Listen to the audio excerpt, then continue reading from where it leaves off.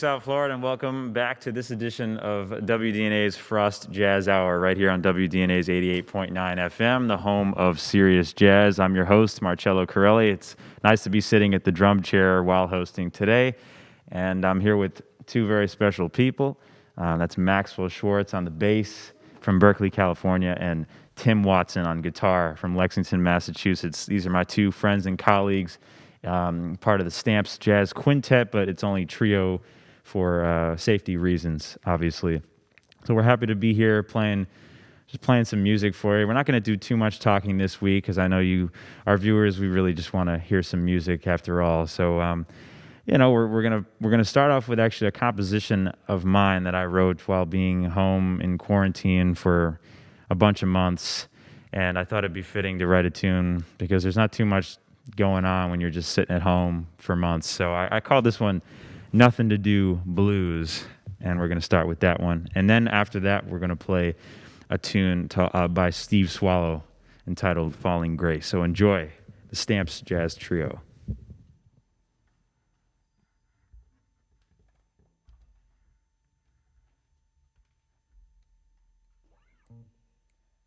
One, two, three, four.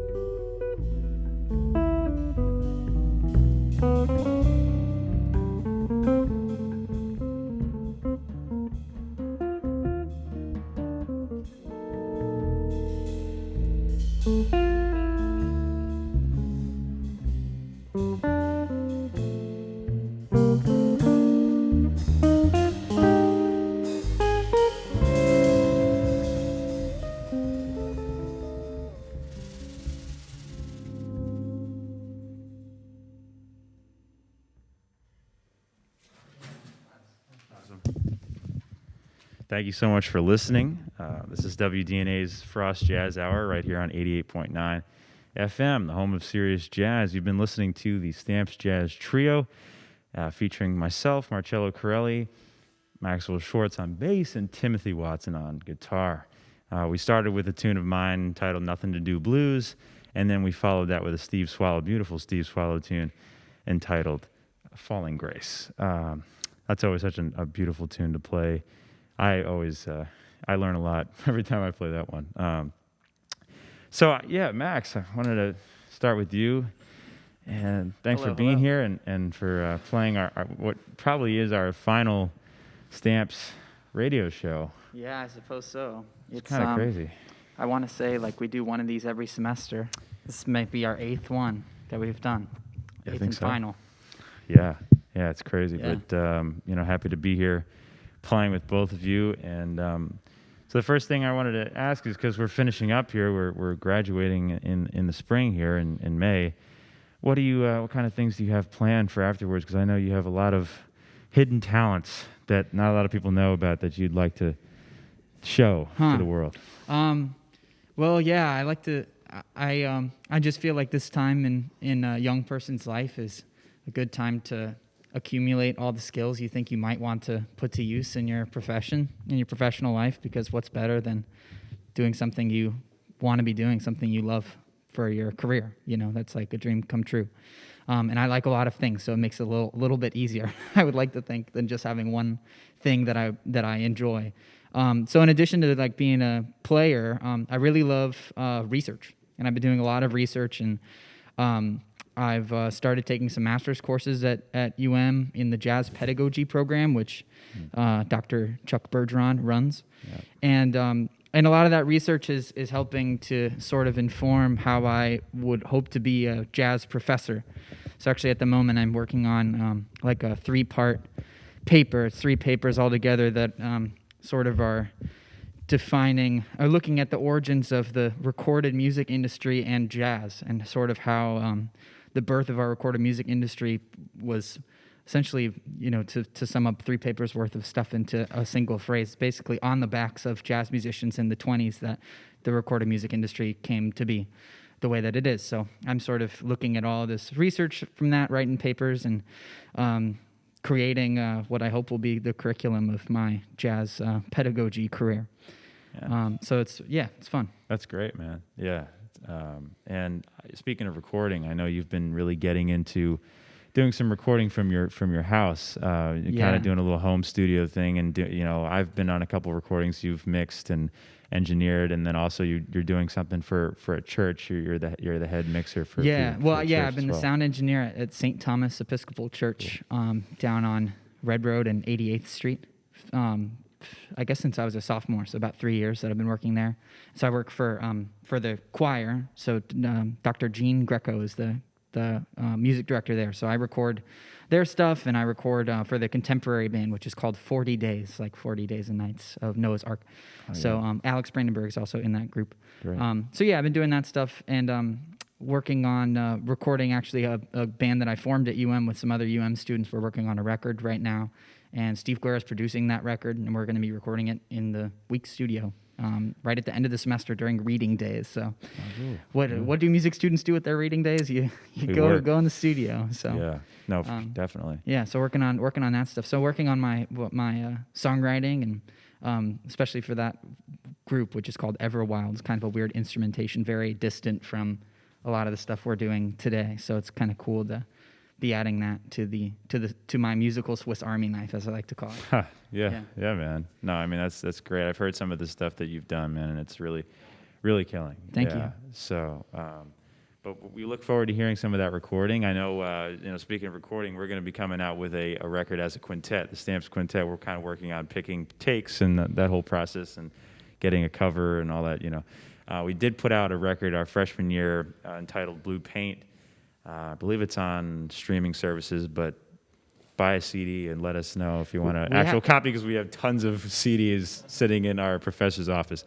But great, man. And also, I wanted to ask you about, because your experience, 4 years in Stamps, I'm sure there were a few cool highlights from those 4 years. What would you say is something that would stick with you from these 4 years? Yeah, I mean, there's a lot. I mean, we probably went on, 6 or 7 sort of big trips. We went to California, went to New Orleans twice, we went to Suriname once, we went to Italy once. And there were more trips that were supposed to happen that didn't. But I would say that the Italy trip is a highlight for me. But also the California trip, I'll say, because I'm from California, and because we got to stay at my house and you guys got to see sort of what I'm about as a person and the community that I come from, and bring your music there to my high school, which is really cool. And we were playing at the Next Generation Jazz Festival, which is sort of a high school and collegiate. It's really designed as a competition, but if you're from there, it's more of like just a big hang, and you get some feedback from some very great musicians on how to put your music together and how to sort of take your musicianship to the next level. So I grew up going to that festival since I was in the 6th grade. So it was a big deal for me to have my college group that I play in from Miami go fly out there and play at that festival, and just bring the music that we had been working on. We were playing mostly music from the first record, if I remember correctly, because we were sophomores at the time. But that was a huge deal for me, just to sort of bring the college group back to where I grew up. So it was a big deal to me. Yeah, it's great. No, it's great out there in Monterey, Berkeley, and that was just so many great educational opportunities and performance opportunities over these 4 years. We couldn't thank the Stamps Foundation enough for everything, and the new group's going to be coming in soon, so look out for them. Some other talented young musicians will be coming up through the UM curriculum, and but yeah, thank you for talking with me for a short while. I'm looking forward to making music with you for the rest of this semester, and it's been a great run. Hopefully after that too. We'll see. But yeah, I think so. Yeah, I just wanted to add also to that California trip. Since I've lived in the Bay Area, or before this, I lived in the Bay Area for so long, and I realized that there were a lot of places I saw on that trip that I'd never been to before, that are literally miles from my house, but not too far. And thanks to Chuck Bergeron, I tried Chipino for the first time, which was right across the water from my house, and I never, felt the need to go check it out. And explain to the viewers what Chipino is. Chipino is an Italian. It's kind of like a seafood soup in a way. I don't know if an Italian person would describe it that way, but it's essentially all of the things that a fisherman would catch during the day, and they put it all together in one big bowl. Very expensive, very tasty bowl.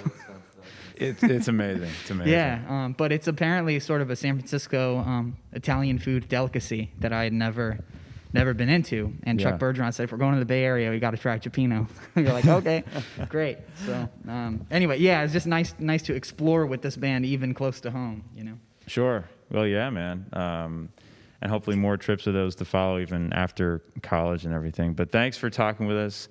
We unfortunately have run out of time in the first half, but we will take a short break for about a few minutes, and we'll be right back right here on WDNA's 88.9 FM, the home of Serious Jazz. We'll be right back.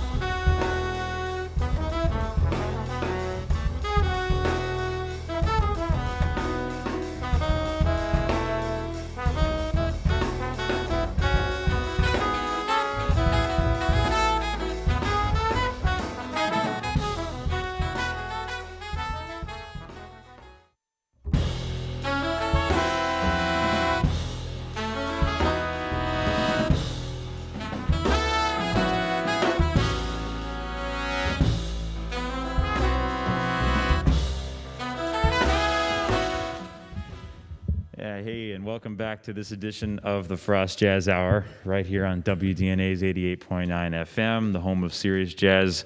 Once again, I'm your host, Marcello Carelli. If you've just started tuning in, we are here with the Stamps Jazz Trio. I'm here kind of doing both, playing both roles, the host and drummer role. And I'm happy to be doing it with my friends and colleagues here, Max Schwartz on bass and Tim Watson on guitar from the Stamps Jazz Quintet. We wish we could have David and Jared with us, the trumpet and trombone players in our group. But, you know, they're with us in spirit and everything. And so we played a few tunes to start off, but we're going to start off with a Cole Porter tune entitled I Love You. So enjoy.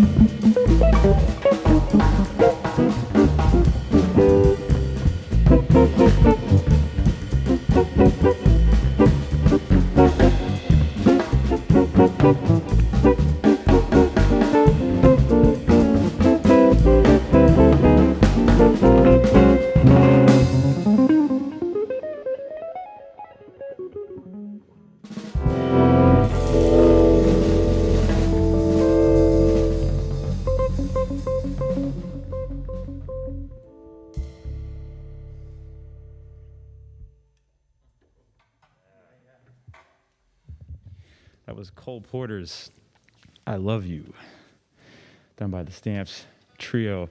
We're going to continue with, I believe, a composition by our guitarist, Tim Watson. This is, if I'm saying it correctly, it kind of inspired by this rhythm that we all learned in a rhythm synchronicity class we took with the great Daphnis Prieto, who's on our faculty full-time now. And he teaches a rhythm synchronicity class, and he also has recorded a number of records with his Daphnis Prieto Sextet. And I believe one of those records includes a tune called Ilu Ili. Yeah. So, I'm sorry. No, definitely, Tim. Expand upon it. Yeah, well, he taught this rhythm to us in class, and it influenced me a lot just because it was something, I was being presented with something I really couldn't do. And so I sort of took it upon myself to actually figure it out. And I practiced it for long after the class was over, and so now I feel like the rhythm's a bit a part of my musical DNA. So I wanted to write something that would use it in a way that I enjoy and that feels true to me. So thanks, Tim. Yeah, definitely, and it's a lot of fun to play. And I think the rhythm that he's using it's usually a cycle of a few variations on the rhythm, and I believe this is only using two of those or one of those variations and the original rhythm. Yeah. Awesome. So we're gonna play. I forget what do you call on this one? I called it a variation. Variations on or a corruption of Ilu Ili, which is the name of the song by Daphnis that I stole the rhythm from. All right, let's do it.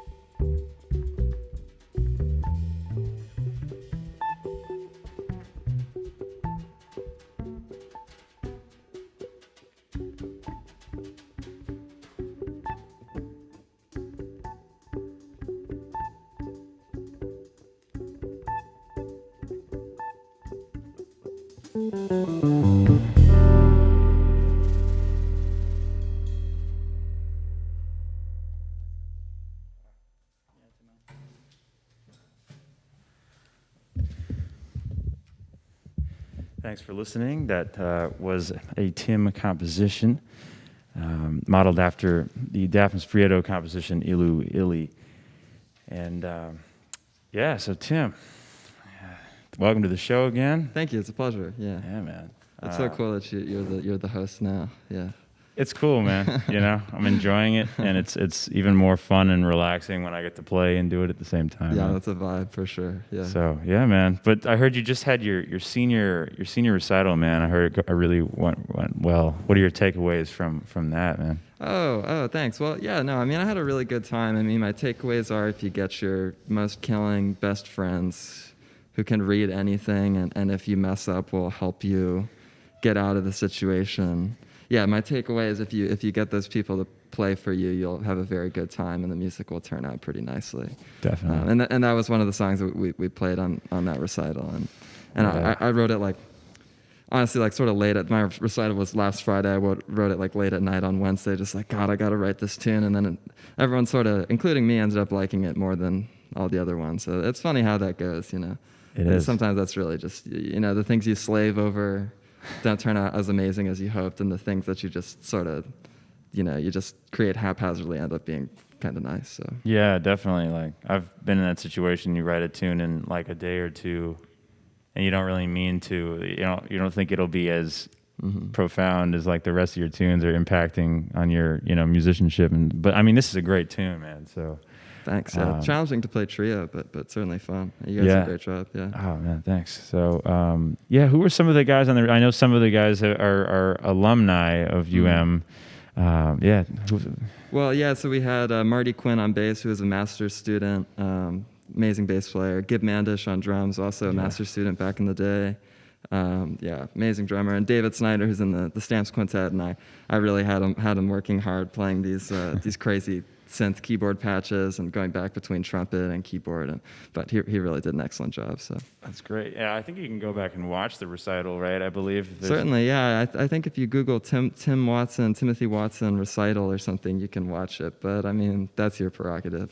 Yeah, man. No, I mean, I'm sure it's up there somewhere on the Frost YouTube page. Usually, they keep some of those recitals up on their page and everything. But great, and I'm glad that went well. Thank you. And I'm sure you're relieved with everything, and now you can. Oh my God, yeah. Yeah. So what I believe we talked about it on the last show that you guys were on, but what I think you're going to be doing a TA ship here at Frost next year. Yeah, right? yeah. I managed to get the gig to TA for my current teacher, John Hart, who is the man, amazing guitar player, great teacher, and yeah, I'm excited to show some younger kids some killing recordings. So. Yeah, man. I'm studying classical composition. Oh, yeah. So how long have you been getting into classical composition? Because that's really interesting, man. Yeah. Well, it's something I always had liked the music ever since I heard like atonal music when I was in high school, and just being like, God, like I hate the way this sounds, but like I've never heard anything like it. And then sort of, gradually getting into more stuff. I mean, I love Debussy and Ravel more than anything. It's like, that stuff's sort of in my blood or whatever at this point.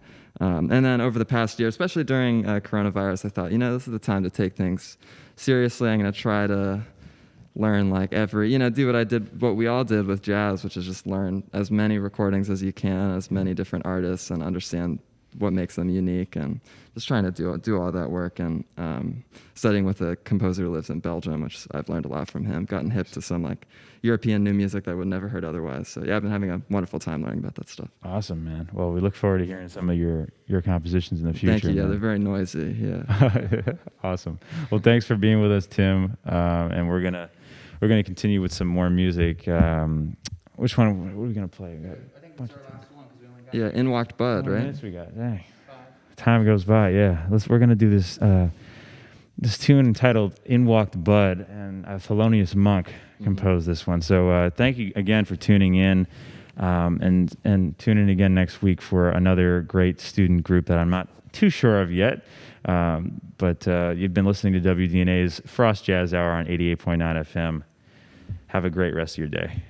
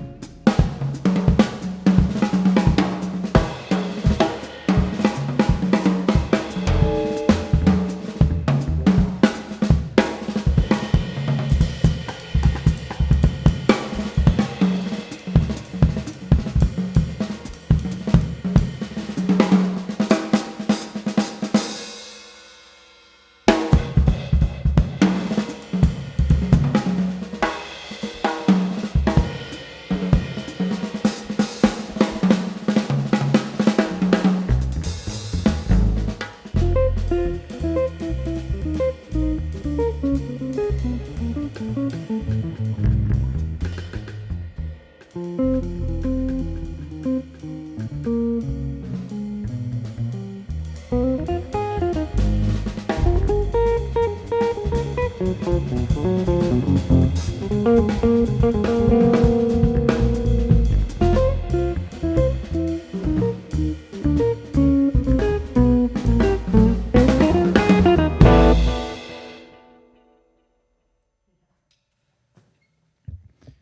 you, everyone.